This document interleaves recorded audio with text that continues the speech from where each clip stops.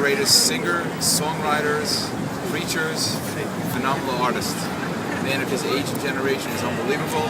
His talent's unbelievable. Been singing for well over 30 years. I'm here to take my son. I flew up from New York City to take my son here in Buffalo to see the show. I don't want him to miss this tour. And he's just one of a kind. He's an icon. And he's a man with a heart, and he plays with a heart and soul that is just over and beyond. My name is Bob Migden from New York City, New York. Bob, M-I-G-D-E-N. B-O-B. And what's your favorite part of it? Just his enthusiasm and his love for what he does. And the people and everybody's here, it's almost like a religious experience. He's an unbelievable artist, and he sings from his heart, as I mentioned. There's a lot of people out for money. He's touring with 17 musicians around the world with a crew. He plays every couple nights, so the cost of this tour must be phenomenal. The tickets are extremely reasonable. They're not the $250 tickets that a lot of these other bands like Roger Waters is coming here with the Roll is charging. So he's here once again for the people and the fans. And he wouldn't be touring with a 17-piece band if that wasn't the case. Favorite song? That's an impossible question to ask.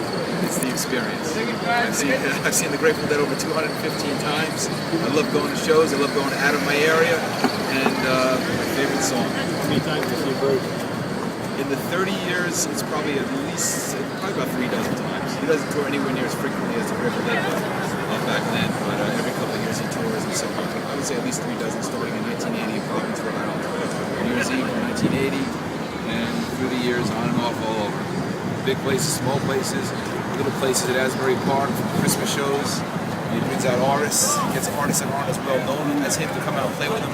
Sam Moore, for example, make him famous, and take the little guys that didn't get where he's been, and teach people of our generation and large crowds about their music. And I think that's very important. He's very humble in that respect. And he knows his beginnings. He'll take out a guitar lately and just go out to the beach in New Jersey and just start playing for the people. And he's just a phenomenal person and musician. Never met him, but from what I've seen and what I've heard and what I've read. What would you say to Bruce?